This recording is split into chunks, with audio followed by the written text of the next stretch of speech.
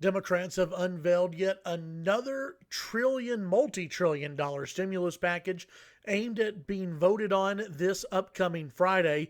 What's in it? Well, we'll get to a little bit of that and how much it may cost here in this afternoon's brief. Hey everyone, I'm Chad Hasty, host of the Chad Hasty Show, which airs weekday mornings 8:30 to 11 a.m. Central Time on News Talk 95.1 FM and 790 AM KFYO. Story from Politico this afternoon: House Speaker Nancy Pelosi unveiling a that's right, $3 trillion stimulus plan. And this is not the last plan that is going to be proposed, according to the Democrats and even some Republicans. House Speaker Nancy Pelosi and House Democrats planning to move ahead with a Friday vote on a $3 trillion package to respond to the coronavirus crisis, despite complaints from progressives that the bill does not go far enough. President Trump and Senate Republicans also object to the Democrat proposal, saying there has not been enough time since the $2 trillion CARES Act that passed to determine whether new legislation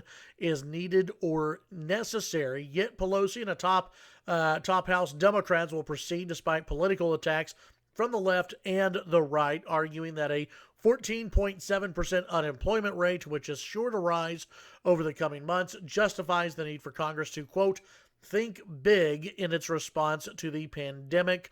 But this is more than what the pandemic is about. The Democrats are really shoving some left wing ideas into this, including voting by mail in this package here.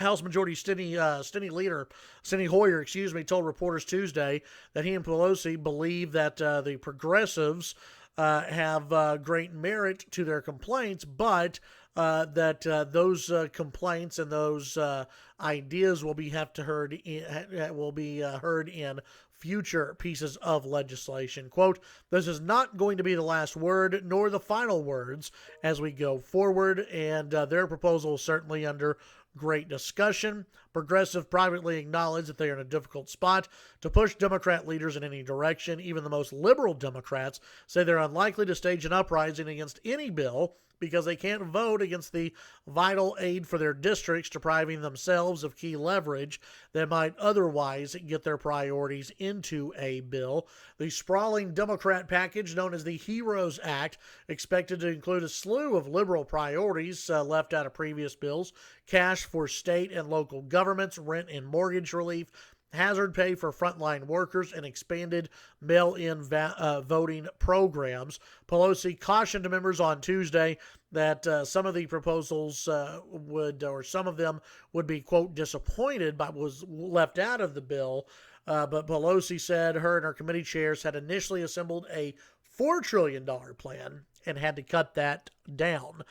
So in this plan, it's still going to be read and it's going to be determined what all is in this thing. Right now, it's dead in the water. Trump's not for it. The Republican Senate is not for it. I do think there will be another stimulus bill in the future. Will it cost $3 trillion? Probably not. It'll probably be around, if not a little bit lower than the CARES Act. But Republicans don't want to move too fast on this. Neither does the White House. But I do think, listen, you're going to be looking at around 20% unemployment, an economy that is not going to be bouncing back fast in an election coming up. I do see more stimulus going out, but it's not going to include all of these left-wing priorities that Nancy Pelosi is using, and really should be ashamed of herself, using a crisis to try and get things through that she would never be able to get through at all. Hopefully, this thing will, be shown for what it really is, which is a Christmas wish list for the Democrats and for the progressive left.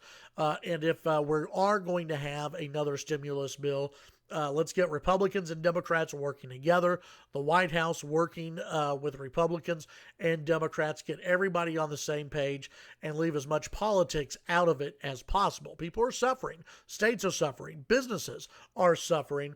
Let's leave the politics out of it as much as possible and get relief to those who actually need it.